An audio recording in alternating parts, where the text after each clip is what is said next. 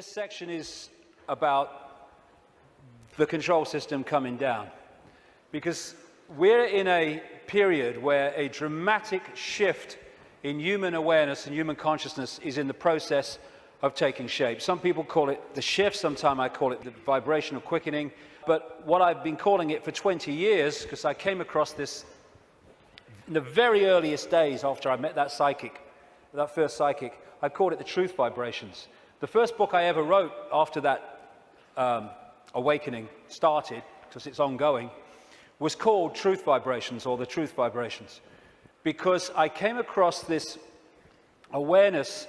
There seemed no evidence at the time, my goodness, that there was a vibrational change in the process of coming. I understand it more now, mind, and we'll get into it, but I had no idea then. And what it was going to do was act like a spiritual alarm clock, and it was going to wake people up. It was going to wake people up from this slumber, this coma that we've been in for so long. And also, my goodness me, as this truth proved to be true 20 years on, that it was going to bring to the surface all that had remained hidden. That the truth was not only coming out, it couldn't be stopped from coming out, because this vibrational change was bringing it to the surface. Like I say, 20 years ago, awakening, new consciousness, what? Truth coming out? Oh, you must be joking. 20 years on, my goodness, look at it.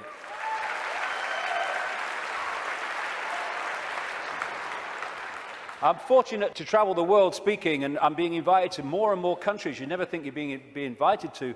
And so I can see that this is not just happening in Britain, not just happening in America. It's happening all over the world. And all the differences is those that are staying in mind for now, and those who are opening mind to this change and perceiving self and the world in a completely different way. So I've been saying through the day, there's a base vibrational construct, the base vibration of this virtual reality coming out of the black holes, which triggers as it goes through its cycle, which appears in the play-out world as like a time loop. It triggers different information coming from the suns, and we decode that information, and as it changes, so the information changes, and so therefore the epoch changes, the yuga changes. And we're now at this cusp where we're going from one epoch, one vibrational information epoch, into another one. And this new one is dramatically more expansive, dramatically more enlightened in the level of awareness that we are going to have access to. And the control system, which is a manifestation of this epoch, cannot survive this epoch, and that's why it's doomed. And we're now in the cusp of that change from one kind of world experience into another one. It's just another stage on the circuit of experience. And so, while for a few years yet, it's not going to seem like the control system's going down, because it's going to be throwing everything at us, because it's going to be desperate, there is no way that our children, young people, and grandchildren are going to live out their lives, as appears to be the case now, in an Orwellian fascist global state. No way.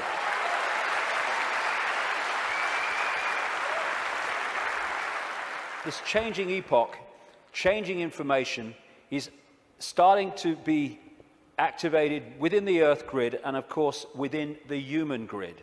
This new information is starting, for those that open themselves to it, instead of stay closed in density, because if you stay in a dense state, then these higher vibration energies are not going to impact like you if you open yourself to them and connect with them. But those that are awakening, this new photon information, this more expanded perception, we're starting to integrate it, and we're starting to get insights from it, because it contains information that hasn't been around in this period we've been through. Now it is, and suddenly it's like, oh, I see it now, oh, I get it now. Why didn't I get it before? Because you're now decoding a totally different level of information that's becoming available, and it's encouraging us, it's pressing us, it's urging us to open to all that is and change the way we perceive the world. What certainly is true is some strange things are happening in the sun. The sun goes through cycles of less activity and more activity, the so-called sunspot cycle, which also produces the solar flares and all that business. And it's kind of quite a predictable cycle of some 11 years, and it goes into a down period, and then another one starts. But what's happening now is that the down period has been bewildering scientists, because the new period, the new sunspot cycle of activity, which will push temperatures up a bit, and these bloody global warmers will go orgasmic when it does, is not becoming active. There is no one, this is something I read in a scientific magazine, there is no one alive today, or nearly alive today, who has experienced a down state of sunspot activity of the kind that we've been through in the last few years. This is why temperatures have been falling. This one is the so-called near solar minimum in January 2005 of sunspot activity, and this was the sun yesterday in terms of sunspot activity. Something's changing, and other things about the sun are not reacting as they normally would.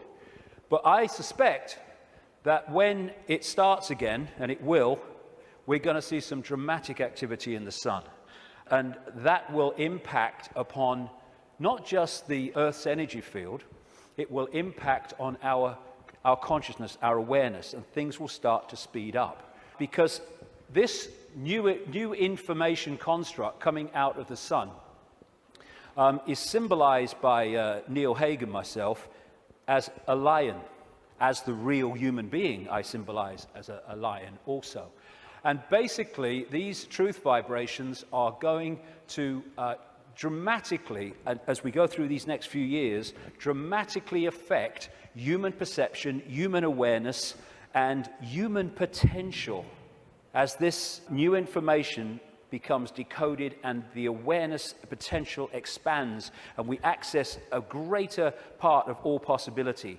Another thing these truth vibrations are going to do and are doing is to break that wall, that line of troops on the left brain, and we're going to be accessing more and more of our right brain potential. So our creativity, our insight, our ability for what people would call genius today, it's not, it's the natural human state, is going to more and more expand. We're heading in for an incredible time. It might not seem like it like for a few years, like I say, because these people will be battening down the hatches and trying to do everything they can to stop it, but that is what awaits us. In many ways, I wish I wasn't 58. I wish I was like 28, because I'd like to live through a bit more of this, but I'll have had me fill by the time I'm done, which is bloody well not yet, I'll tell you. So when so as we are impacted by these truth vibrations, because we open ourselves to them, then we break out of these boxes. And these are the people who are not being touched by that yet, but my goodness me, I'm seeing people now change dramatically in no time. I was walking through where I was speaking in Santa Fe last year, and this guy walks past me. He'd flown in from Austin, Texas, and he said, 3 months ago, mate, I thought you were mad. Words to that effect. He said, now I get it. And he got it so quick, and we're going to see this happening. People changing dramatically, and also, as I understood 20 years ago, that all that's been hidden, the curtain is being pulled back. And we're in for some shocks. I mean, of course, what we've talked about today is shocking to most people who have seen the world in another way, but the shocks are going to go on, because what's been going on in this world behind the scenes is nothing like what we think it is. And these truth vibrations, this energetic change, this new epoch of enlightenment and expansion, and people call love and harmony and respect, connection, is going into these dark places, these structures that are held together by low vibrational density, and breaking them up. Not, like a war. It's a new epoch coming. And as the new epoch comes, the energetic change is going to break up the denser structure of society and belief. And like I say, if these guys think, as they do, because they're accessing here, not here, because of their mental and emotional state, that it's a done deal, well, they're in for a bit of a shock. Because, you know, when you've got a dam of water, it can take a long, long time before the cracks appear. But from the cracks appearing to collapse can be a very, very short time. And already, if you look from this perspective, the cracks are appearing. And the first crack is when people say, I've had a freaking belly full of this. I ain't taking this anymore. Then the cracks start to appear. And what we're going to see in the next 10 years is this control system, increasingly as the years pass and these truth vibrations get more powerful, we're going to see this control system come down because a new awareness is being breathed into this reality, and a control system based on suppression of awareness therefore cannot survive that change. Now, another perspective on why the control system is going crazy now. As I say, they can see down what we call a timeline further than we can when we're in this reality, because they're in another reality looking in. So they could see, they don't know the scale of it because they can't get out here where it's being orchestrated from, and they couldn't get here. But they can get a feeling, and they have had an awareness that this energetic change was coming and how it could potentially affect the slaves in terms of waking them up. It is absolutely no coincidence whatsoever that it is now, of all times, in this experience within this reality, when these truth vibrations are manifesting themselves and quite demonstrably changing the way people perceive self in the world, that this control system is at its peak in trying to suppress humanity, control humanity. It's absolutely in sync because this moon matrix can only influence human perception if humans stay within its vibrational frequency, within its hack. The truth vibrations are taking us out of that frequency range, and therefore it's losing its influence on awakening people by the day as we start to perceive and see and become aware of things that we weren't before when we were connected to the hack. And all these things, destabilizing us chemically through food and drink, rewiring the body genetically through genetically modified food, what they're doing to the kids, the drugs, mobile phones, and all this microwave soup that we now live in, microchips especially, they're all designed to externally suppress or internally suppress, in terms of food, etc., the human body computer to stop it accessing these truth vibrations. It seems to be, on the face of it, that they're trying to grab more and more control. The truth is, it is a desperate, desperate attempt to hold on to the control they've had thus far. That's what it's about. It's battening down the hatches to stop the control system coming down. In part because it has many expressions, including creating earthquakes and dramatic extremes of weather. This technology known as HAARP in Alaska, and it's now got other organizations connected to it and technology connected to it increasingly around the world, it bounces radio waves off the ionosphere, the highest part of the atmosphere, and back to Earth. And what it is in major part is a underpinning, a supporting role to this moon matrix to create a low vibrational atmosphere in the lower atmosphere where we live in and operate in like this. Again, it's targeting this morphic field, as the Satanists call it, and some others do too, to keep it in a low vibrational state. It's fighting the truth vibrations. They know what they're doing, on one level anyway. And one of the other things that HAARP can do, and it's in the patents of the technology, it can send out radio waves carrying information, thoughts, on the wavelength of human brain waves, and it can impose those thoughts on the brain, which we then manifest through as our own thinking. That's also part of this, and it's also part of this defense mechanism against this epoch change. And if they change and affect this energy field we live in, we will be affected by it if we stay in density and closed mind state. I'm absolutely convinced, have been for years, that part of the creation of this like sub-reality underpinning, supporting the moon matrix, which was okay up to this point, didn't need anything else. But now this energetic change is taking place. They're bringing the troops in, if you like, to underpin it.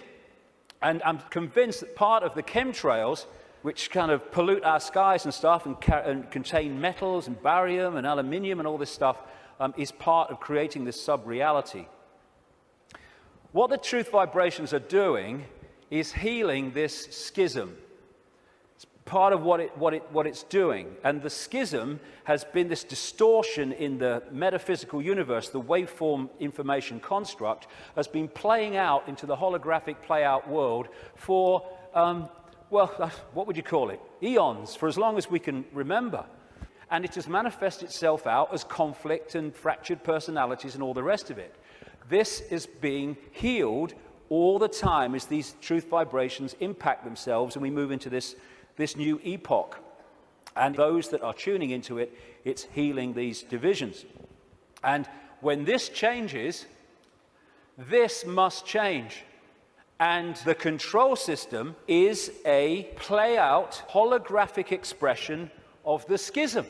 So when the schism heals, as it's going to, this distortion, its outward holographic expression, the control system, must fall. That's why it's doomed. It cannot survive this energetic change because it is a manifestation of the distortion that is now being healed. The pieces are being put back in that have been taken out. A totally new era is in the process of moving into human experience, and this control system, it's doomed, and all its expressions are doomed. Not doomed like, let's have a mass bloody murder, mass killing, all the rest of it. Doomed in this reality because they're connected to something that's disappearing. There'll still be infinite consciousness, even those in the control system. They'll remember who they are eventually. It might take some time, and you know, we'll be having a beer with them one day thinking, do you remember when you were stupid? Oh, yeah, I remember that. Oh, God, mate, yeah. Oh, that's what we'll be doing at some point. So this epoch change is moving from a sense of division, left brain, where it sees everything as apart from everything else, sees everything in terms of structure and apartness. We're moving from that perception as this energetic construct changes to a perception of what comes from expanded consciousness and awareness, which is we're all one. We're all expressions of the same one consciousness, which again makes racism ridiculous, ludicrous, insane, the height of ignorance. And as the schism, the distortion is healed, so other expressions of the distortion will become what we call history. The police state, the energetic wars, once we're really in to this expanded awareness, the very idea of going to war. You know, we have laws because of the distortion, because of the epoch we've been going through. We don't need laws in the state of awareness that we're going into, and our children and grandchildren will go even more into. You don't need to say we have a law against murder when murdering someone would never even enter your psyche. You don't need environmental protection laws when harming the planet because you know the planet and you are one anyway would never occur to you. You don't need these things. Laws are there to suppress overwhelmingly, but also expressions of laws are to try to mitigate for the distortion that manifests itself in distorted behavior. The idea of anyone going hungry in a world of plenty in the epoch we're entering, we'll never even conceive it. You mean they used to let people starve?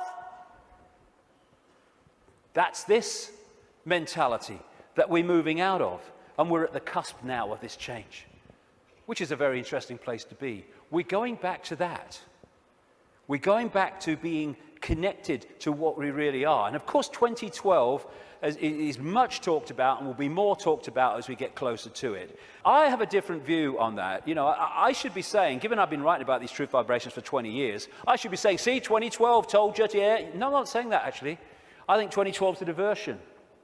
By 2012, yes, things will have moved on. Things will be changing. Amazing things will be taking place. There'll be big challenges, and there'll also be big, wonderful things starting to manifest by 2012 compared with now. But there'll be more so in 2013, more so in 2014, more so in 2015. This is an ongoing process as we move through the cusp out of one era, epoch, energetically, information, into another one. And so by the time it reaches where it's the natural state and the old epoch has gone altogether, it's going to be down the road. But every year, every month, things are going to be moving on energetically. And there'll be things in 2012, and maybe a very good chance that manufactured things will happen in 2012 to focus attention as part of the diversion of the control system. It's quite possible that will happen, but I don't see 2012 as some epoch-changing year. But there comes a point, and I don't think it's too far away at all, where the tipping point comes in this energetic change, where the irresistible force, which is the truth vibrations, then start to become the dominating state of awareness and perception in this reality. And then we're really moving. And I don't see that as too far away. Like I say, it takes a long time for a dam to crack, but not from then to it collapsing. So we're actually living in like a river of energy that's getting faster and faster in terms of its vibration, the quickening.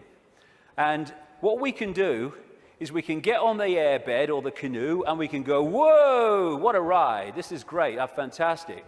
Or we can stand there and try to hold on to the world as it was, in which case we're going to be expending more and more energy trying to hold our status quo, and eventually we won't be able to hold it, and we'll get, symbolically anyway, washed away. And as these truth vibrations manifest themselves and our awareness starts to expand, we're going to be accessing levels of realities that have been denied us up to this point. People talk about the sixth sense. That's nothing compared with what people are going to have as we move into this new era. It's going to be extraordinary. We're going to remember the fantastic people and potential that humans once were, when they were aware of who they were, and the world in our heads, in other words, the world we experience, is going to dramatically change. We're heading for a new dawn. Now, this is a phrase the control system uses for their new era, a new dawn, a new day. Well, it is a new dawn and a new day, but it ain't the one they think's coming. We've been through this process in the last epoch, and now we're going back the other way. And as a result, this control system must fall, and we are emerging from the abyss, the suppression, and all the rest of it to be who we really are. And that must change everything.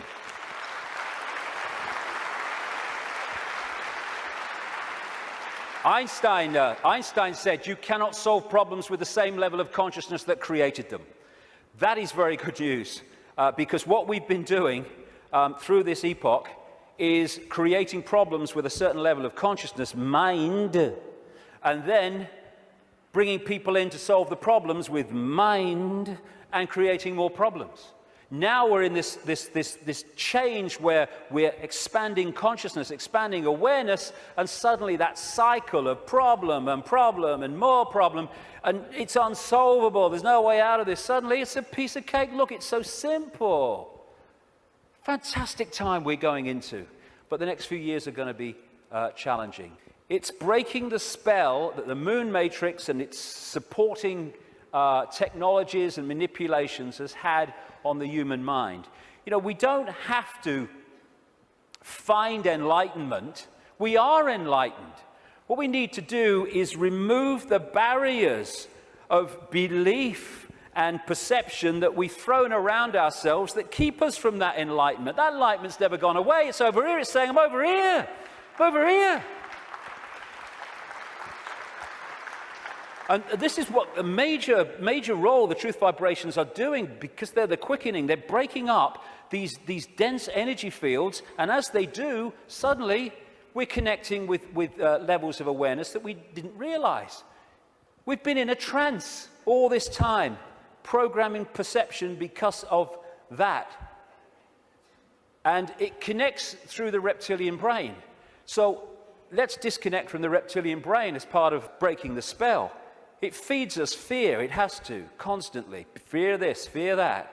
Insecurity, anxiety. That's what it's doing to manipulate our perception and hold us in a low vibrational state, therefore the moon matrix.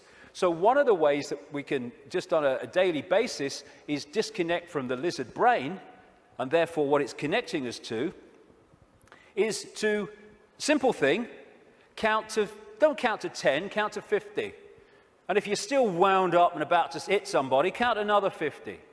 Because what the reptilian brain does is it doesn't think, it reacts. That's why it's so fast. It doesn't have to think, just reacts. Now, the other parts of the brain, like the neocortex, they think things through, so it takes longer than the reptilian brain. This is why we react to something, reptilian brain, and then maybe a minute later, 2 minutes later, maybe half an hour later, the visual cortex has thought this through, and we go, oh my God, I overreacted, didn't I?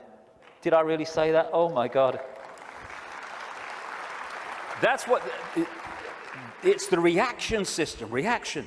And if we can stop reacting, emotional reaction and all that stuff, because, you know, we're manipulated so much through the reptilian brain reaction system. It's not problem, think it through, do a bit of research, see what you think, discuss it a bit, solution. It's problem, reaction, solution. That whole process of mass manipulation is done through here. So when we're faced with a situation, and I'm talking to myself as much as anybody here, you know, I'm not cross-legged on a mountain saying, hey, here I am. No, I'm talking to myself as much as anyone else. When we're faced with these reaction systems, whether it's because of a world event, whether it's because something in our lives, if we can just go, okay, I don't like this. 1, 2, 3, 4, 5, 6, and eventually the reptilian brain loses its power because it's a reaction power. And once the reaction's gone, it's lost its power.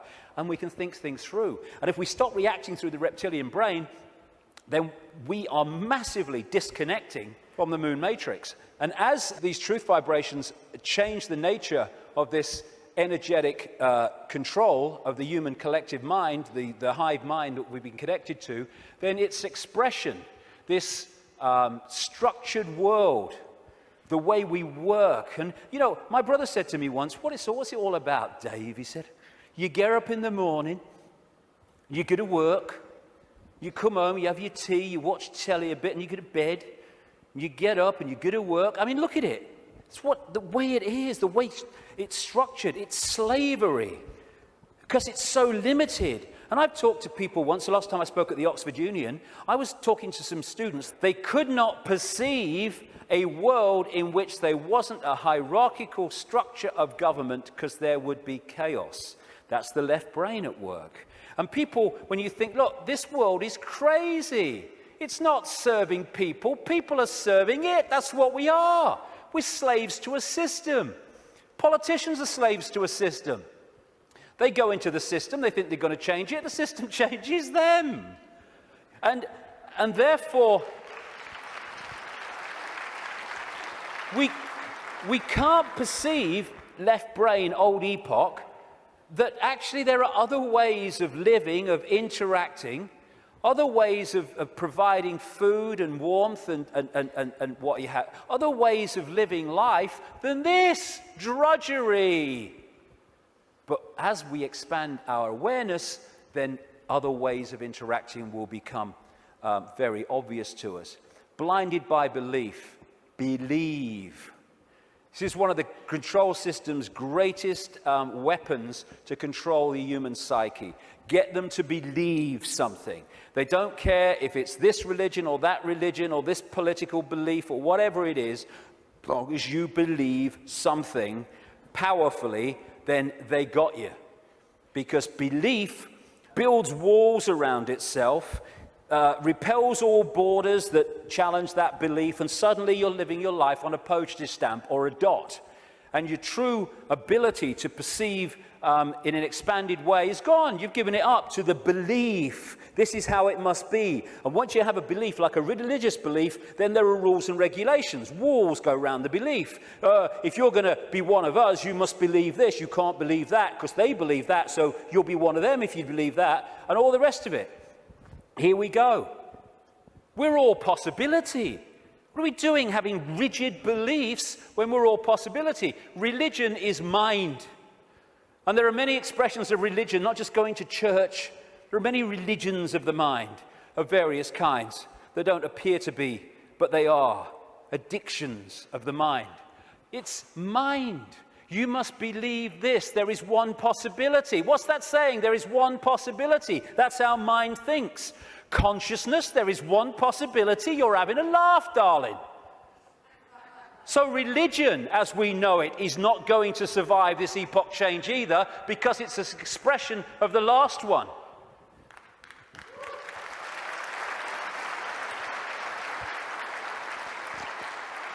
These are people in a hypnotist stage show who've been told that they are religious believers. There's so many religious believers who are like that. There's so many prisons of the mind, religious belief, racial belief. I'm in a different spacesuit to you, so I'm better than you all. It's like being two spacemen on the moon and they're having a bloody argument because one spacesuit is that color and that spacesuit is that color and that was made here and that was made there. Mine's superior to yours. It's childish, child's play. And by the way, it's not just white people who are racist. It's a mentality that can manifest through any race. And you have racism all over the world. It's not a racial belief, racism. It is a mental mind state. And anyone that thinks they're superior to anyone else because of their body computer state or color or whatever is controlled completely by mind and ignorance, political belief, self-identity belief. I am Joe Public, I'm little me. All these things will go and have to go if we're going to open up to the truth vibrations, because they are all about limitation, all about little me. And as researchers have shown, when we have rigid beliefs, the brain fires off the neurons in a specific network. And what that does is filter reality, decode reality, in line with the way those neurons are firing. Therefore, it continually edits its reality and creates self-fulfilling prophecies, if you like, that it keeps seeing the world according to its belief. Despite receiving information that challenges the belief, it just filters that information in line to protect its belief. And then when you change your belief system, as has been shown in research, the neurons start firing in a different way, and you start seeing the world in a different way.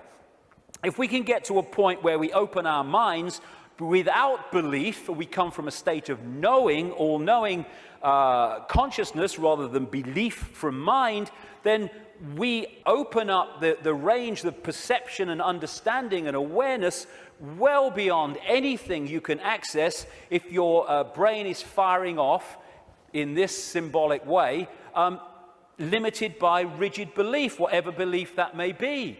When we open our mind to consciousness, everything changes. And to do that, I would suggest we need a blank sheet of paper.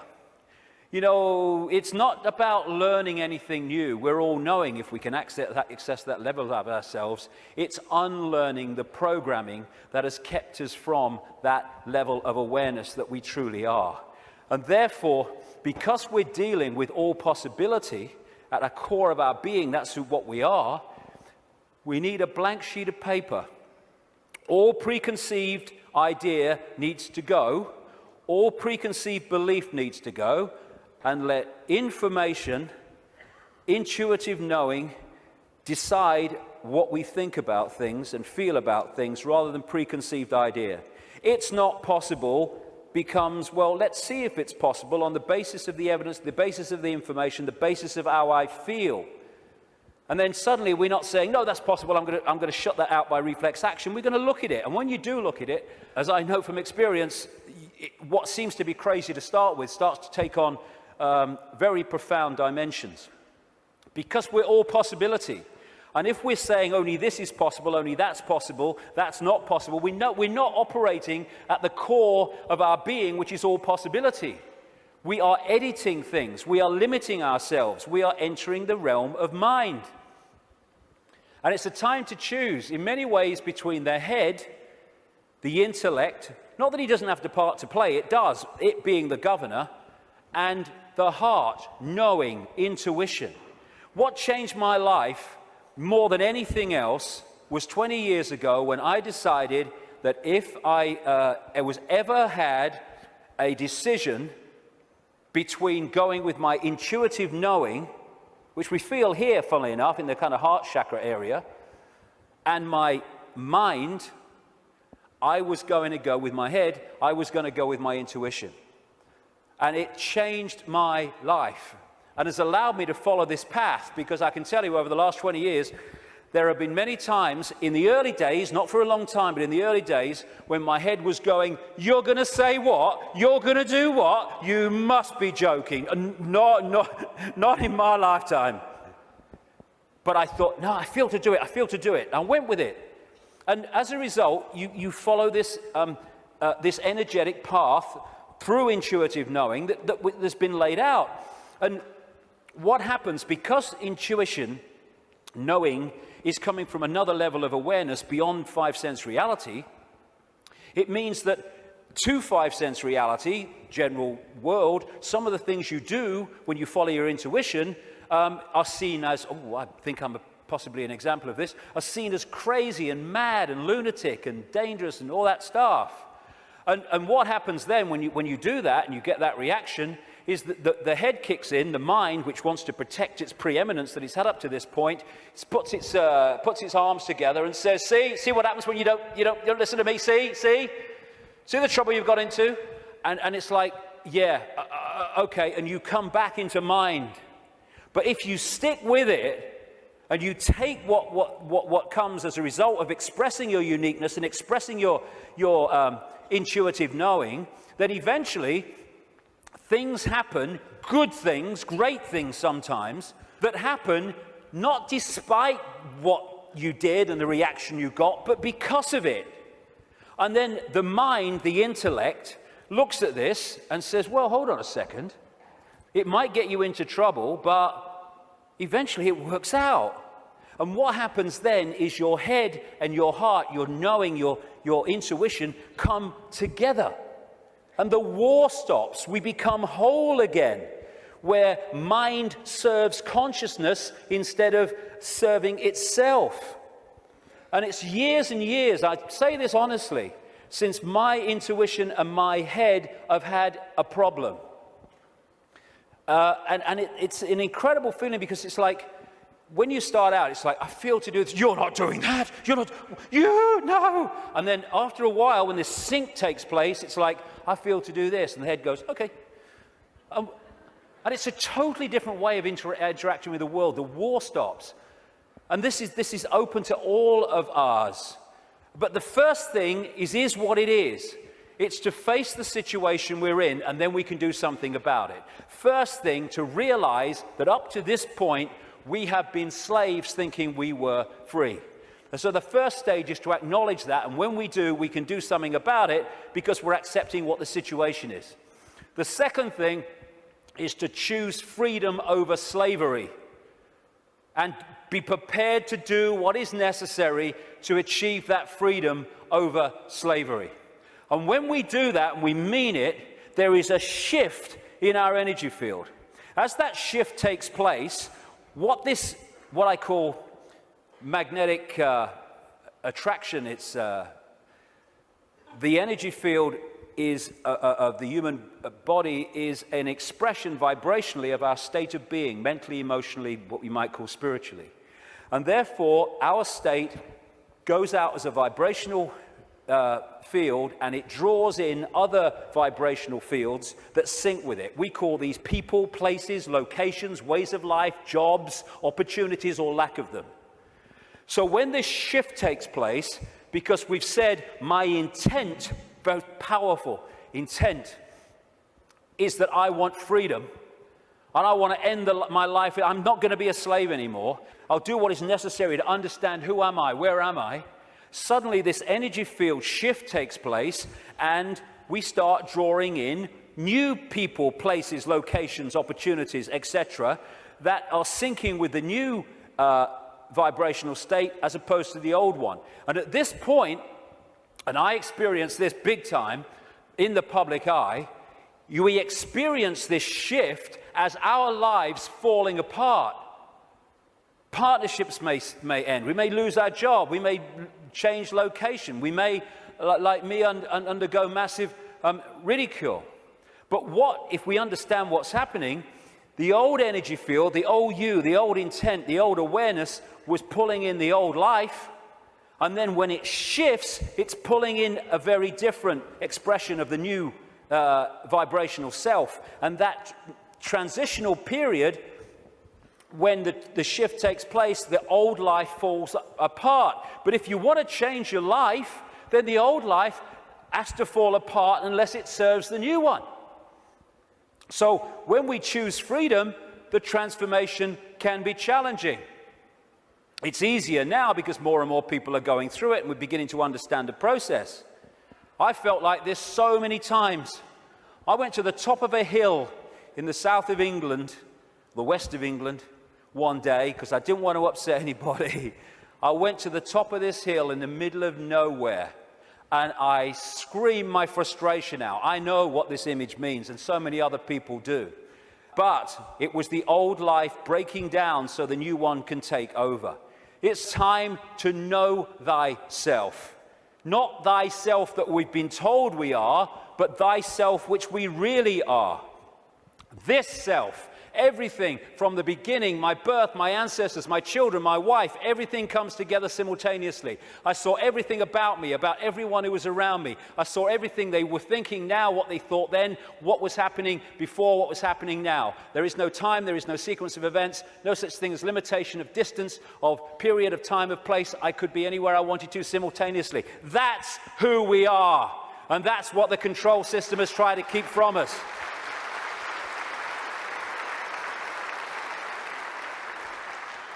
Now, the way to go most powerfully with this change is to stop identifying who we are with what we are told we are, little me. To stop looking in the mirror and thinking that reflection is me, it's all I am. And looking at ourselves under the microscope, that's who I am. And bringing our point of observation from I am David Icke, a personality born in Leicester, England in 1952, to I am infinite consciousness, all that is, has been, and ever will be, can be, all possibility. Infinite love, having an experience through this lens into this reality that they call David Icke. And again, once we take this observation from that observation, there is a fantastic shift in our energy field. And we break up these densities that are holding us in mental and emotional servitude. Everything starts to change when we move our sense of self-identity. That's why the control system wants us in there. It can't cope with this. We have to be in there. Little me. And this is the fork in the road. Are we going to live our lives as consciousness or mind? As all there is or little me? Because that will decide the kind of world we're going to live in. Escaping the box, and it is a box, it's a vibrational box. Getting out of this thing called cognitive dissonance, where we lie to ourselves. Cognitive dissonance is, for people who haven't come across it, it's a very powerful controlling mechanism whereby we have a belief about self or the world or a situation, and we're sticking with it. And when we face information or experience which challenges the belief, then cognitive dissonance is that uneasy state when you see that your belief system is under threat from this information or this experience. If this is real, then this belief can't be. And what you do then is you go about these incredible stories we tell to ourselves to convince ourselves that this can't be true, to protect the belief system. Cognitive dissonance can be a good thing if that dissonance leads you to look at your belief in the light of this experience or this new information, and then move the belief in the light of that. Then cognitive dissonance is a good thing. What most people do is try to hold the belief system in the face of this. And there's no greater example than the Skeptics Society. You ever come across them, the Skeptics Society? Bloody hell, they are cognitive dissonance.com, they are. I tell you. I've debated with some of them on television programs and stuff, and one of them, his bum kept bouncing on the seat. He had what they call vitus dance, is it? My mother used to call it, where you can't stop moving, because he was in such cognitive dissonance, because the information he was hearing was so at odds with his belief system, he was kind of going crazy. And so you get people who come up with these amazing bloody stories to try to explain away why something is not challenging their belief system. So again, part of that blank sheet of paper is letting cognitive dissonance serve us. I'm going to look at my belief system instead of holding on till our knuckles turn white. Also, trying to avoid looking at the truth, because if we don't, we ain't going to change anything. Go beyond being in denial of what is happening in our lives and in the world, and start looking at it as it really is. It is what it is, because unless we look at things in that light, instead of trying to find wishful thinking reasons why actually it's not really like that, we're not going to change anything, because we're going to be in denial that anything needs changing. It is what it is, and we need to face it. And it's important to stress this. This control system, this reptilian control system, and in all its facets, is not all powerful, and it's not omnipotent. It's actually bloody stupid. You know, there's such a difference between being clever and being wise. It's very clever to build an atomic bomb, but it's not wise to do so. There is a difference between the two. And these people are very clever, but they're stupid. And cleverness without wisdom is the most destructive force on earth, which is why that's what they are. They have only managed to control humanity because they put us in a smaller box than they're in. Because of their mental and emotional state, fear, wanting to control because of fear and all the rest of it, they are in a vibrational box. They can't access any higher levels of awareness because of their mental and emotional state that's holding them in density, and their fear. Their fear is being passed on to us through this collective mind. So the only way that they can manipulate and control us is by putting us in a smaller box than they're in, and that's what the suppression of knowledge and awareness and consciousness has been all about. But as we open ourselves to the true nature of ourselves, we can move well beyond any area that they can access. So just because they're technologically advanced intellectually, it doesn't mean they have power over us and they're omnipotent and all-powerful. They're not. They're desperate. Desperate because of the numbers of them to the numbers they're trying to control. And the other thing, I use this analogy a lot, is, like I said earlier, we don't have to find enlightenment. We just have to open our programming to the enlightenment we already are. And it's a testament to the magnificence of what we really are, that this control system has had to throw everything at us. Look at it. All these facets, the food additives, the electromagnetic pollution, the programming through the media, the suppression of education, the suppression of science, all this stuff, they have to throw at us to keep us in servitude. It's like, I use this analogy, if you want to put a ball floating on a tank in an unnatural state, which is where we've been, you have to push it down and you have to hold it there. Because its natural state is floating on the surface, you have to hold it there, because the moment you let it go, zoom, it's gone into its natural state. And symbolically, we've been held on the bottom of the tank by all this stuff that's thrown at us from cradle to grave. And the fact that it needs so much to hold us in this suppressed state shows the magnificence and a genius that we really are, we once were, and will be again. When I say we, I mean what we call humanity. So as the control system's ability to do that is unraveled, and this is happening, then we're going to go to the top of the tank again, not by finding enlightenment, but by removing that which is keeping us from it. Be afraid, big monsters coming. This is the big area that they control us with, and we need to let go. They're feeding of this fear. Like I say, 1.5 billion people in China controlled by a handful because of fear of challenging the handful. No more fear. I mean, this is such a symbolic picture. Here's all these bloody sheep, and here's 2 shepherds, and there's a guy at the back. Now, those sheep, symbolic of humanity, can only be controlled in this way because they acquiesce to the shepherds, and the sheepdog symbolizing fear. What if this group of sheep, instead of going ba, ba, ba, ba, and if they want to, oh, ruff, ruff, oh, fear, oh, following the one in front, the control system, the shepherd, yeah. Oh, he's got the power, he's got a stick, aye. What if those sheep said, oh, look, I'm not following him anymore. And hey, Rover, woof, bloody woof, on your bike, you're not frightening me, okay? I'm over here. I'm over here. I'm over here. I'm going down here. I like that. There's some grass down here. Suddenly, this herd, flock, whatever you want to call it, is scattered because it's expressing its uniqueness and it is not fearing the consequences. These people, apparently all powerful, have no bloody power. None. They'd never find most of them. Don't mind catch them. And that's what humanity's like.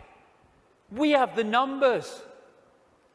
And yet, because we acquiesce through fear of challenging the control system, even though we have the numbers, the handful of people control the many.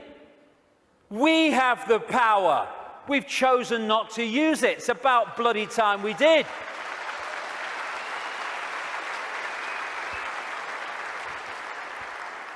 God, the answers are there in front of our eyes. The definition of insanity is doing the same thing over and over again and expecting different results, Albert Einstein. Absolutely it is.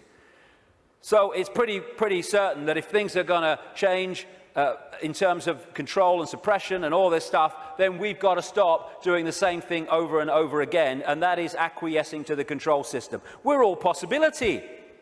What are we doing? Thinking that we just do the same thing over and over again? That's one possibility. Let's express our uniqueness and respect each other's right to express our uniqueness.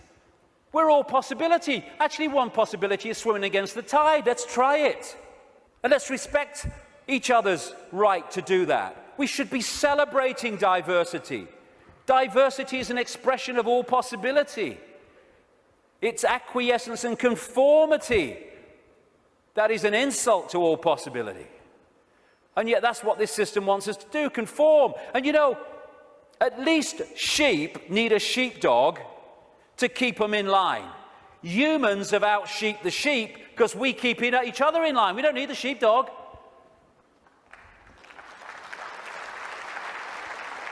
We have sheepdogs called parents and teachers and politicians and peer pressure. When we're thinking of expressing our uniqueness, we're not thinking, oh, what will George Bush think or what will Barack Obama think? No. We're thinking, what will my mother think? What will my father think? What will the neighbours think? What will my mates think? What will the people at work think? In other words, what will other people who have chosen to live in this sheep pen think of me getting out of it?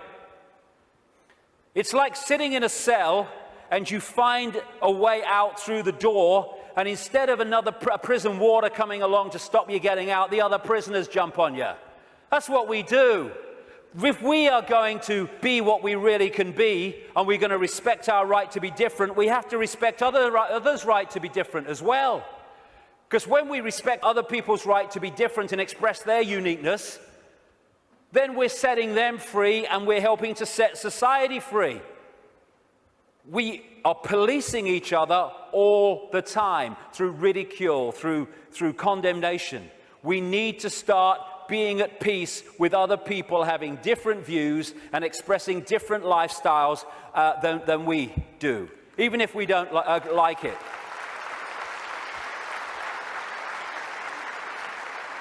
This breaks up this sheep policing the sheep.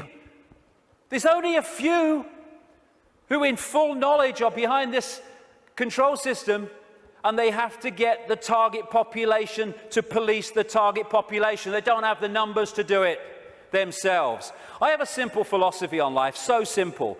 Do what you like so long as you don't impose it on others. Dead simple. That's it.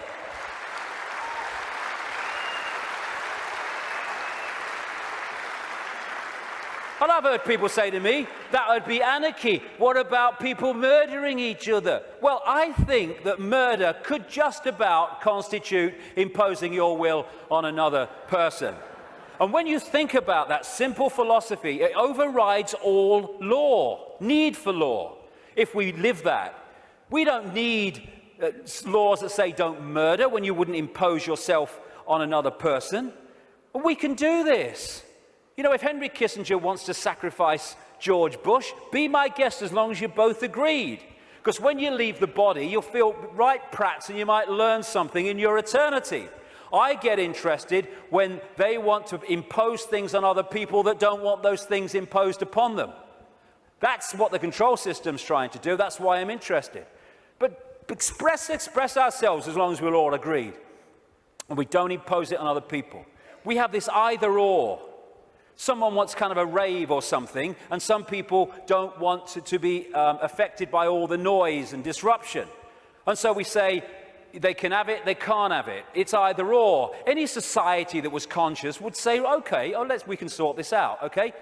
They don't want the noise, fair enough, understand that. They want to have a party, a rave, a good time. Okay, now, let's find a place where they can have what they want that don't disrupt anyone else's life. So they can have their experience that they want and no one else is affected. Everyone's a bloody winner.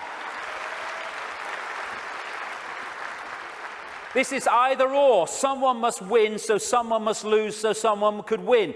Old epoch consciousness. Winner, winner, win, win. That's the new consciousness. I stand up on my desk to remind myself that we must constantly look at things in a different way. You see, the world looks very different from up here. You don't believe me? Come and see for yourselves. And it does. When you move your point of observation, the world looks so different. When we break out of constantly scanning the world from a single point of observation, so everything looks the same. From a higher point of observation, things look very, very different. And we can break out into infinite consciousness, clear our minds. That's another thing, another layer on the onion. It doesn't matter. My goodness me, how we make things matter that don't matter. And it clutters up our mind, it clutters up our emotions, and holds us in low vibrational servitude. I have a thing I call the deathbed perception. You're lying on your deathbed, well, your body is, you're not, and you've got 10 minutes to live. Tell me, looking back at your life, what mattered. You know, in 2004, when that guy cut you up at the lights, and you got out your car and you screamed abuse, and he got out and wanted a fight, does that matter now? No. Then the trick is to make sure it doesn't matter then. To bring that mentality into everyday life. It doesn't matter. We get het up, angry, frustrated. We worry about things. People worry about going to the dentist. Then they go to the dentist and they go, oh, that was all right. What do you mean it was all right? You've been worried sick for 3 weeks. It's destroyed your life for 3 weeks. You tell me it's all right. It was no problem. It's bringing this. It does. What really matters? What really matters is loving each other, caring for each other, being kind to each other. What matters is expressing our true magnitude of infinite genius, not acquiescing to meaningless things that we take so bloody seriously. How many things do we look back that God has really het up, frustrated and angry, and we look back, it didn't really matter, did it? Well, don't let it matter then. That's the thing. And then there's what I've long called combing the mirror. Combing the mirror is a crazy thing, because what happens is you want to change your hair, so you comb the mirror. Funnily enough, your hair doesn't change. What you have to do is comb your hair, and then the mirror reflects it. And this so-called out there world is like the mirror. It's not even out there. It's a projection of in here. If we're going to change this apparently out there world, we have to change in here. It's like if this is a movie screen, and I don't like the movie, so I'm going to stand here and I'm going to hurl abuse at the movie screen. Nothing's going to change. I've got to go back to the projector and I've got to change the reel, and then this will change, because this is just an outplaying of that. And the Illuminati control system is delighted, indeed encourages us to believe that we can change the world, if you like, and our lives out there. They want us to comb the mirror because they know nothing's going to change. This is where things change, and we connect with this at what we call the subconscious mind. And it's in the subconscious mind that we interact with this waveform construct. The conscious mind experiences the play-out holographic world, the decoded world. So this is where we have to change things.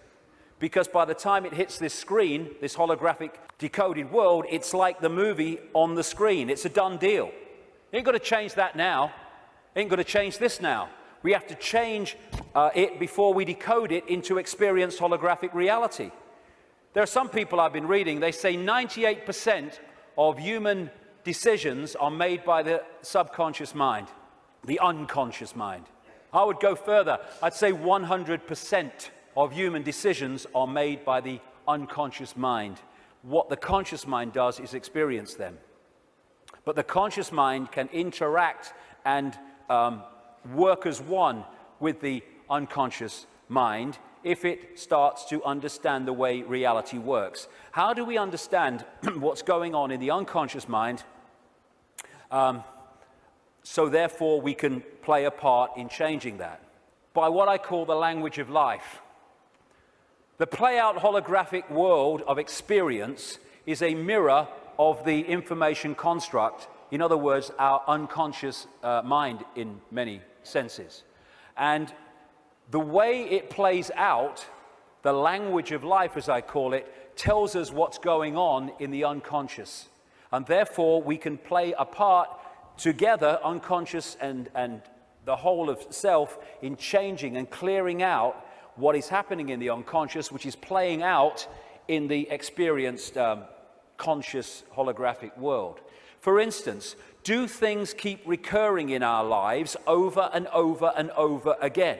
You'll never guess, it's only happened again. Well, why is that happening to you over and over again and not happening to him at all? What is it within you that's manifesting this? What is it telling you? What is the language of life telling you by what you're now continually experiencing? Why don't things work in your life, but they work in this person's life? What is that telling you? What is it about you that's making it not work? What is it about them that's making it work? The language of life. And you can start to read this, and it's about taking responsibility and saying, oh God, I'm so unlucky, nothing ever happens to me. It's like taking responsibility, power. Why is this happening to me? What is it about me that means this is happening to me and not to them? It's the language of life. He's talking to us. For instance, one of the things that totally bloody controls human experience is a desire for outcomes. We're all possibility. If we live as all possibility, our true self, then we're flowing. We're flowing with life. We haven't got an outcome because we're all possibility. We flow where we want to go, and we flow where life takes us. Once you have an outcome, I want this, then you have pinned yourself to one possibility. And if that possibility doesn't happen, then you're in a state of disappointment. Even though you're all possibility and you can flow anywhere you like, I'm this what I want to be. And it's like a door. And people go through life and they're going, bang, bang. I want to be this. This is my outcome. Bang. And the door's going and life's going, ain't opening. Ain't opening. Bang, bang. Frustration. Anger. Why me? And it gets more, okay, now we're going to put this across the door. And they still go, bang, bang. This is my outcome. And then all the time this is going on, over here, there's a door swinging open saying, hey, come through me, no problem. Oh, no, I want to be this. Bang. And we go through life, and the door doesn't open, and that one's saying, over here. But because we have an outcome, it means it controls our life. And like I said earlier, and suppresses our life. I don't have an outcome. I don't have an outcome. When I get up in the day, I don't have an outcome. I don't have an outcome in my life. I just go where it takes me. Outcomes are limitations, preconceived ideas. Now, intent is a very, very powerful force for change. This is my intent.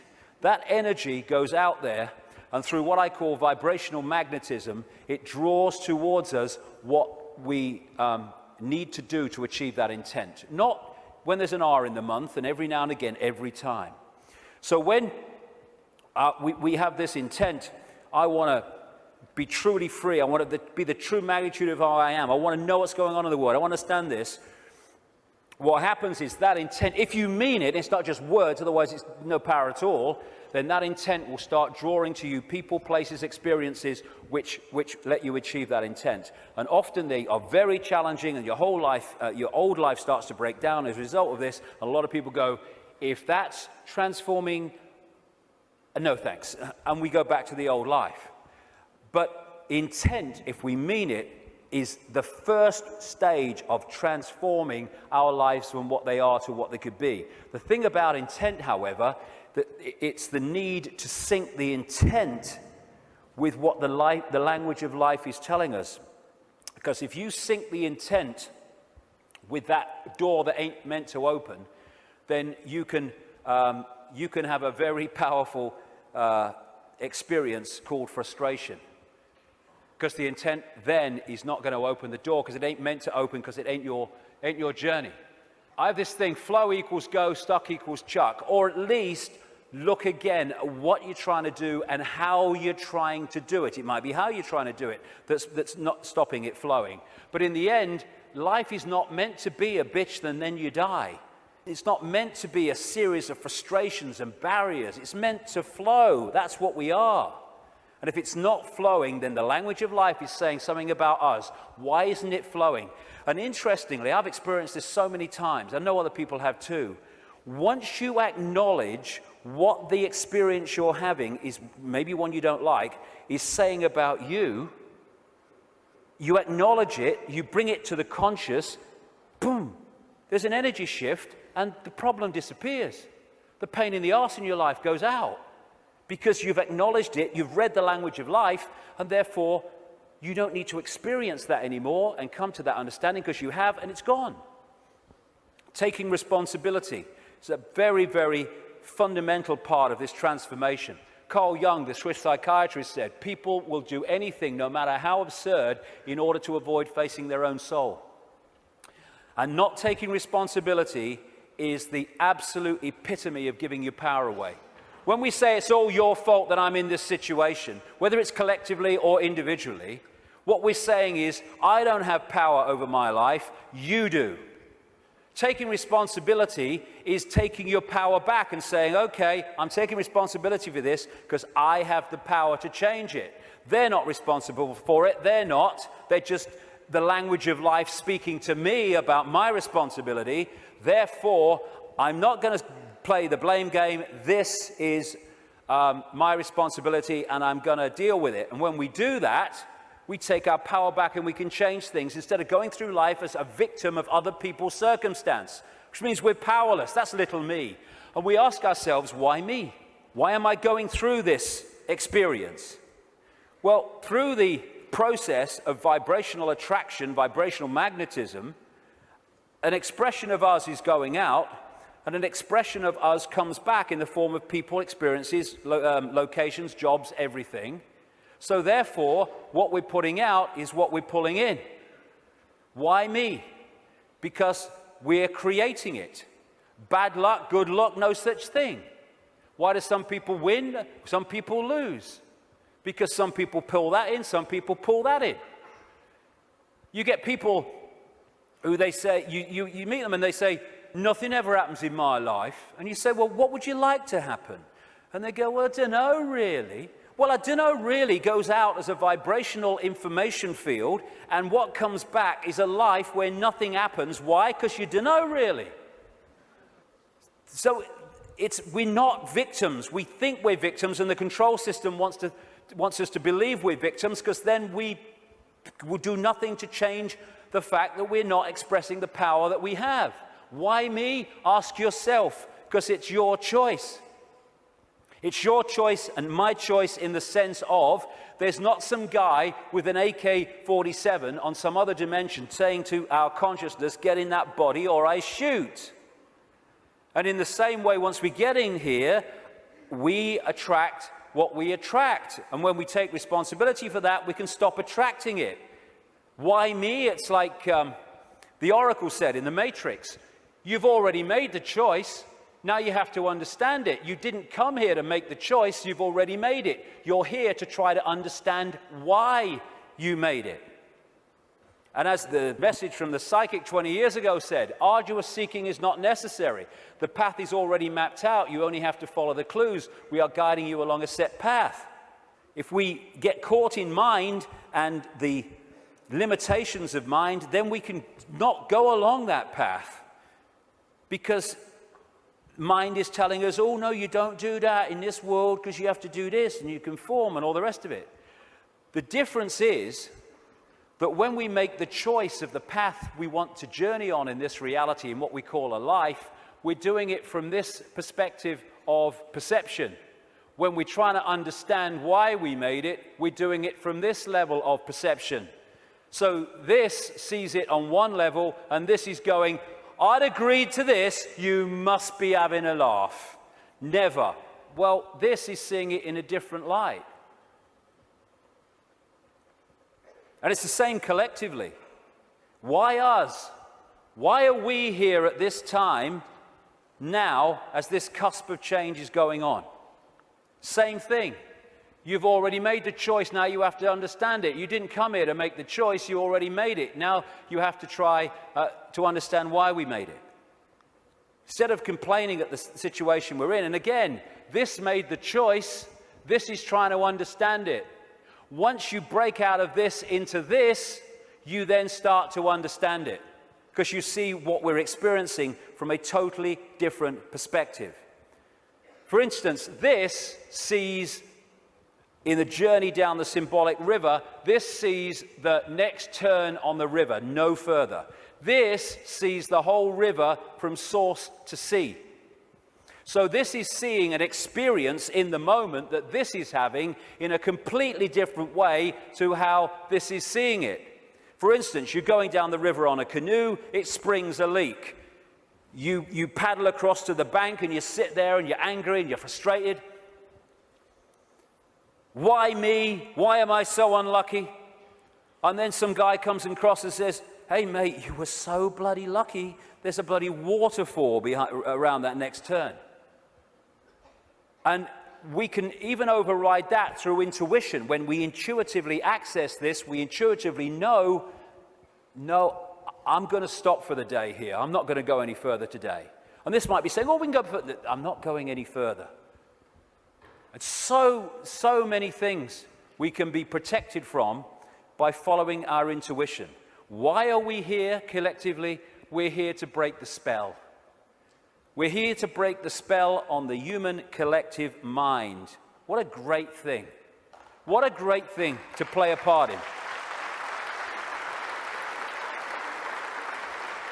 To break this to break this spell and to stop this human experience becoming this. And in the next few years, like I say, they're going to throw everything in desperation, like the cornered rat, trying to hold on to a control system that's falling. This is where we're going to need to have this perspective of I am consciousness, I'm having an experience, because that will make it so much easier as we go through this transformation and challenge, because if we're in this world and of it, those people are going to find the next few years very, very difficult. Because they will not have a perspective of what's going on, except everything's going crazy, and my God, what's going to happen next? This is a great line from a song. Freedom's just another word for nothing left to lose. Isn't it amazing how when you no longer have anything to lose, the butterfly emerges? Because it's fear of loss that keeps us in servitude so much. And when you've got nothing left to lose, suddenly all that's left is freedom. And that is going to be a very powerful experience that a lot of people are going to have in this next period of challenge as this cusp moves on. Just when the caterpillar thought life was over, it became a butterfly. It's amazing that when you're in, so many people have told the story that it was in their lowest moment of despair that boom, something emerged and transformed them. Nothing left to lose, freedom. Okay, I'm waking up, so what do I do? Well, I would suggest that we all stop making bloody excuses. You know, we can all come to the conclusion that there's this control system and it's doing this, and what about the children, and what about the grandchildren, what's going on? And then the list of excuses why we actually can't do something today. Well, there's a game on, and I've got to do this, and I've got to do that. Nothing is more important than focusing on what is happening, because everything comes from that. What can we do? We can refuse under any circumstances, no matter what the frickin' laws and the pressure and the imposition, we can refuse not to have the right to express our freedom of expression.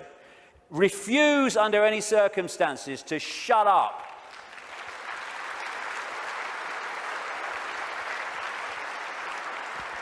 If vast numbers of people did that, this is the key to it all, what are they going to do? They don't have the numbers. We can stop focusing worship on celebrities and television and fake politicians and even sport.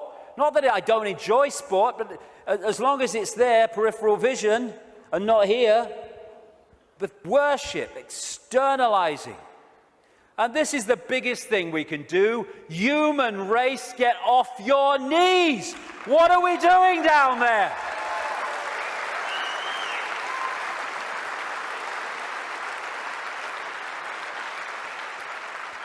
What are you doing? You're all that here's has been and ever can be. Where have your bloody knees for? Well, I'm only little me. No! If we get off our knees, the control system's over. Martin Luther King said, a man can't ride your back unless it's bent. And then there's the people in dark suits and uniforms. Hey, you got children and grandchildren and families as well.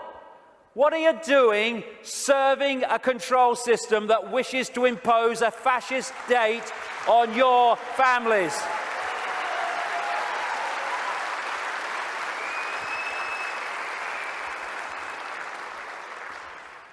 What are you going to say to your kids when the control system's in and it's controlling every facet of their bloody lives? Daddy, Mummy, Granddad, Grandma, what were you doing when the control system came in? I was helping to do it, dear. All the best with that conversation. What are we doing? Playing a part in, oh, it's me job. Well, get a bloody another one then.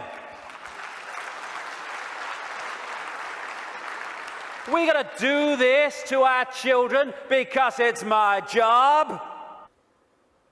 What can we do? We can cease to serve the control system in uniform with a gun in our hands. We can do that.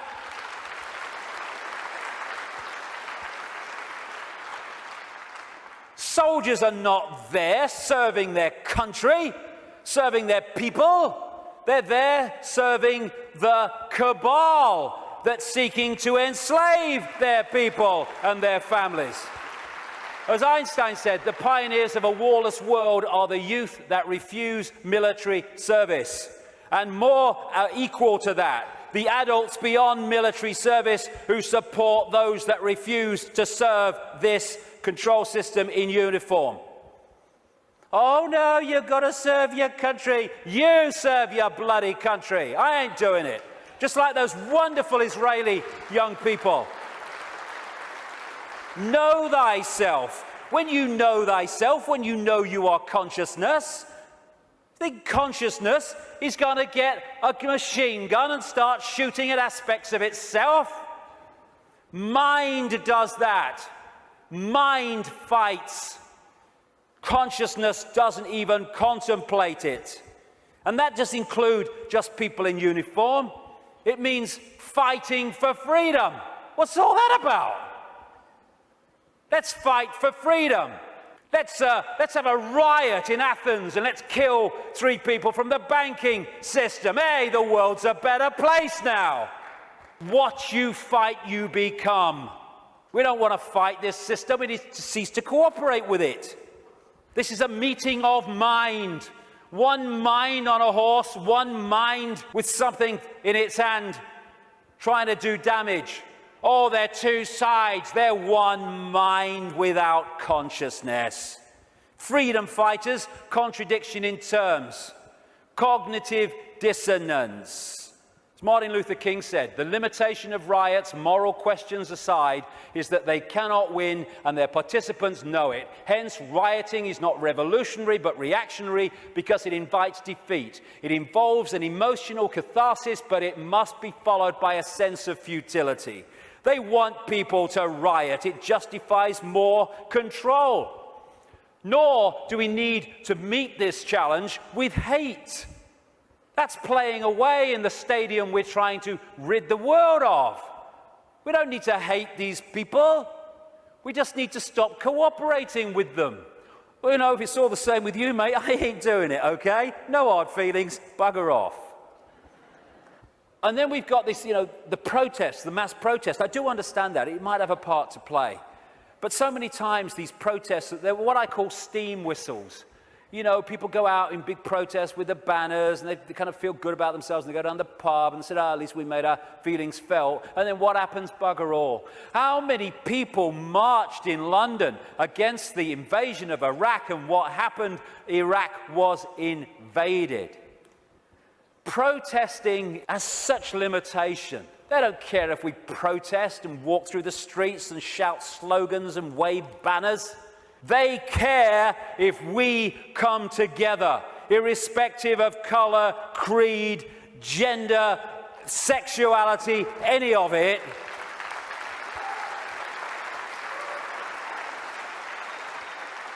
Put our differences aside and unite behind what affects us all and all our families. This control system, this Orwellian agenda, is not trying to enslave black people or Jewish people or middle-class Americans or Hispanics or Australians or Indians. It's trying to enslave all of us. And what it wants to do is divide the target population against itself through these fake, ridiculous fault lines of race, religion, income bracket, so that we divide and rule the target population and they can pick us off one by one. They are terrified of us putting down those fake fault lines and coming together and uniting behind what we should all believe in: freedom for all, irrespective of who we are. Injustice anywhere is a threat to justice everywhere. Someone else's injustice is our injustice, because if we allow injustice there, eventually that injustice will come here anyway.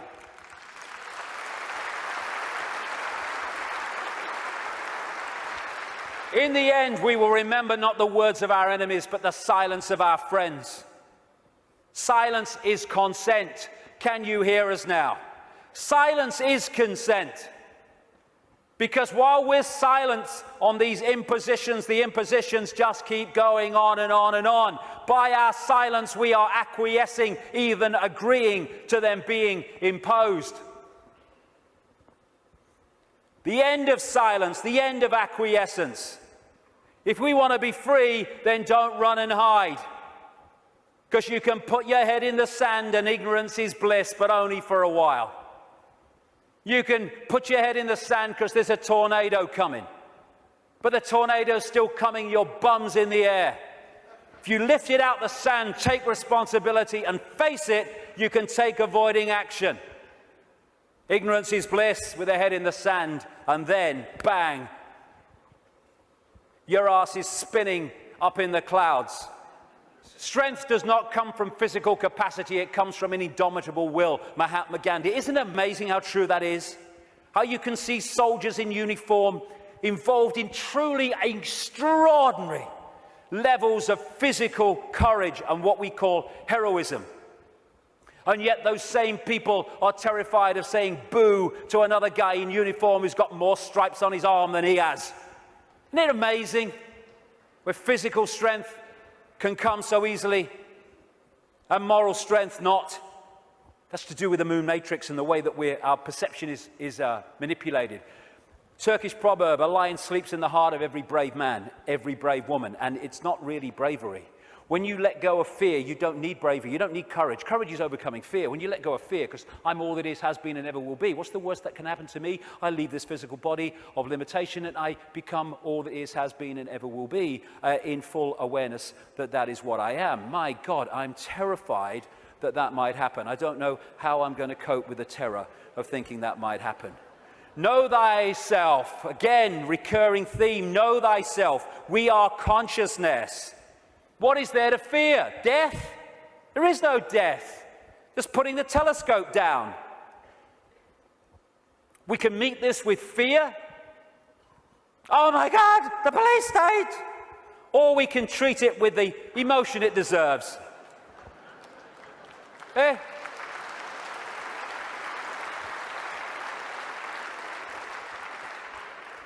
What we have to do is comply. Compliance! That's what we have to do.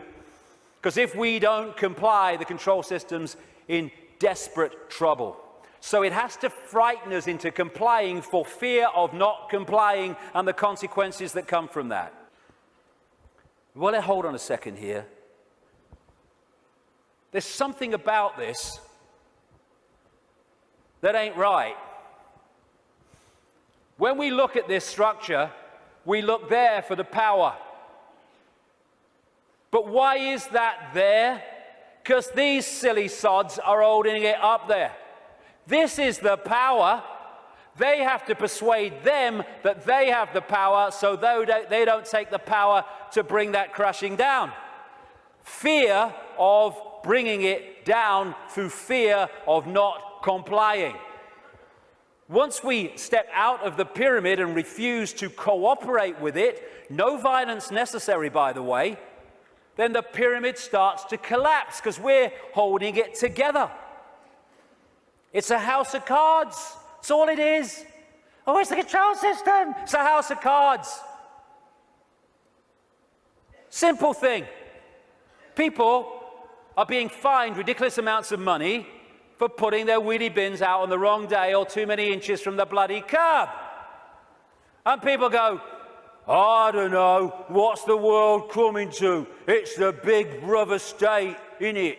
And then what you going to do? What time's that game show on, honey? Terrible, a bloody thing, I don't know. What? What's that going to do? Don't tell me. That's Big Brother. It's little me that's causing that, not Big Brother. What if thousands of people, when someone is fined that money for that ridiculous thing, and like I say, they're just giving us more and more ridiculous things to see how much we'll take before we resist, and when we don't, they give us even more ridiculous things. What would happen if when someone is faced with that fine, thousands and thousands of people in that area put their wheelie bins out in the wrong place on the wrong day, week after week after week after week.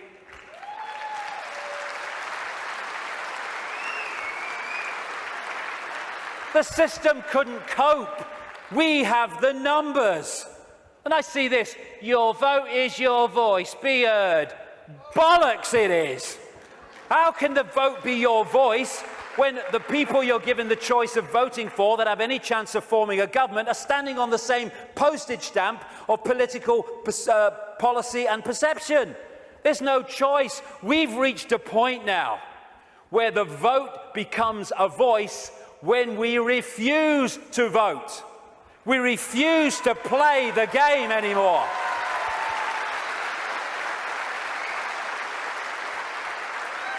What would have happened at this recent election, this farce, if tens of millions of people had said, we've had a bellyful, we're not voting, it only encourages them. We are not voting because we're going to make a statement that we know this system is rigged and we're having it no more. What would have happened in these days that have passed since that election? The whole focus of the media and everything would have been, bloody hell, what's going on? Why this mass refusal not to vote? Now we've got a debate going. Now we're looking at why people haven't voted because the system is rigged. Now the system has to bloody start to change because it's lost its credibility. But instead, the majority trotted along to vote because they say, well, if you don't vote for them, they might get in. It doesn't matter. They're masks on the same face. So what if they get in? Same thing will bloody happen. Comply. No. No, no. Not if it's enslaving me and my children and imposing on my freedom. Comply, leave your home now it's foreclosed. No, no, no. Let's follow this through, shall we? Millions of people in the world are losing their homes, being foreclosed, and ending up homeless.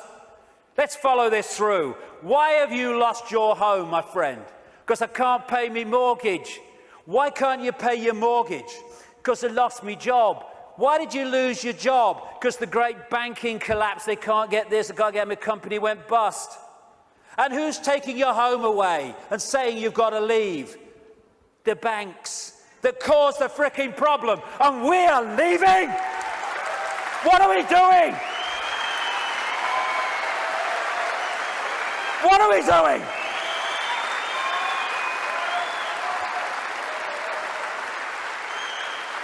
No, we won't leave when the banks have caused the problem and now they're telling us to leave to take the assets.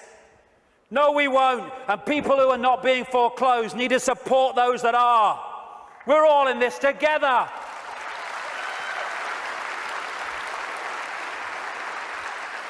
Compulsory vaccinations. No, no, no.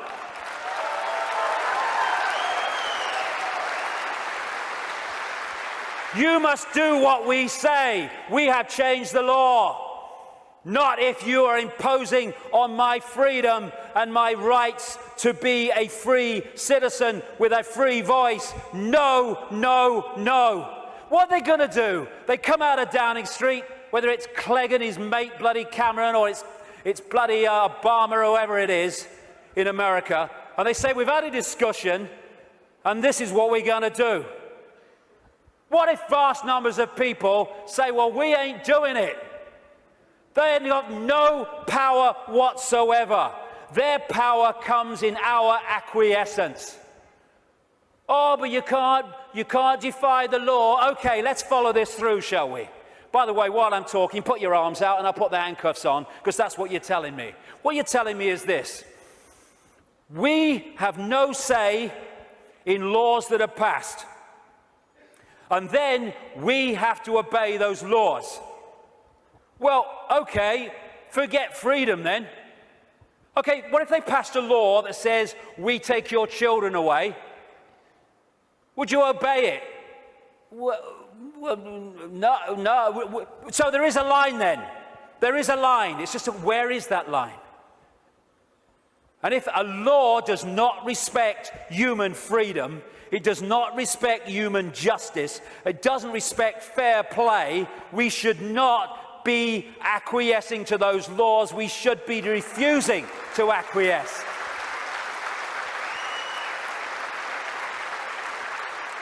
What we need is not compliance, we need a non-comply dance, where we beat to a different drum and we dance to a different drum, where we refuse to acquiesce to this control system that seeks to enslave us even more than it already has.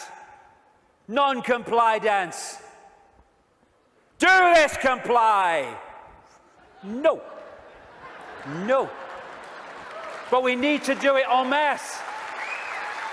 Oh, we do it with a smile on our face. We're consciousness, all that has been, ever will be. Why shouldn't we have a smile on our face? And smile and feel for these people who are enclosed in mind trying to enslave us. But we need to do it en masse. Because if we don't do it in numbers, then people get picked off. That's what's happening. I am all that is, has been, ever will be. You cannot grant me my freedom. It is not your gift to grant me my freedom or take it away, because I am, we all are freedom.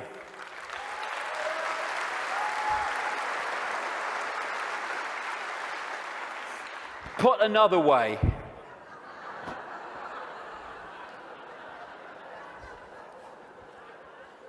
what would infinite consciousness do? Move perspective, little me, all that is. What would infinite consciousness do in the situations that we face, as against what would mind do? If it's not right, don't do it. If it's not true, don't say it. Absolutely right.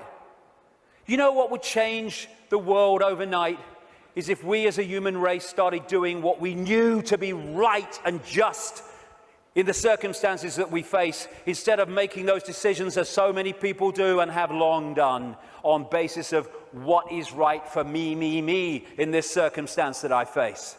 Okay, the just thing to do might not be in the moment the best thing to do, but it's the just and right thing to do. And if we started doing what we knew to be right when we're faced with these decisions, as opposed to what we perceive is right for us in the moment, although doing what is right for us in the eternity, then everything would change. If we want a world of peace, then be peaceful. It sounds trite, it sounds simple, but it's devastatingly profound. That's what we need to be with each other. You know, we have people going on anti-war marches who are hurling abuse at each other in their relationships and stuff like that. If we war with each other, then the collective version of that is warring collectively. If we want peace, let's be peaceful. If we want a world of kindness, then let's be kind. And it must come, for goodness sake. It must. If we're all kind to each other, we live in a kind world. Martin Luther King said, cowardice asks the question, is it safe? Expediency asks the question, is it politic? Vanity asks the question, is it popular? But conscience asks the question, is it right? There comes a time when one must take a position that is neither safe, nor politic, nor popular, but one must take it because it is right. And when enough of us take that stance, everything changes. The revolution is not a revolution of weapons, it's not a revolution of fighting, it's not a revolution of hatred, it's a revolution of perception, because everything changes. I am a lion then. I'm not the lamb I kept seeing in the mirror and the world kept telling me I was. And then that expresses itself out into the true nature of who we are. And miracles become possible. We're going into the epoch of what we perceive as miracles. It's just a greater understanding of the way everything works. And the system must fail when that happens. We're being offered, the truth vibrations are offering us in this time, the chance to open the key to our minds, the key to our hearts, which have long been closed by so many people.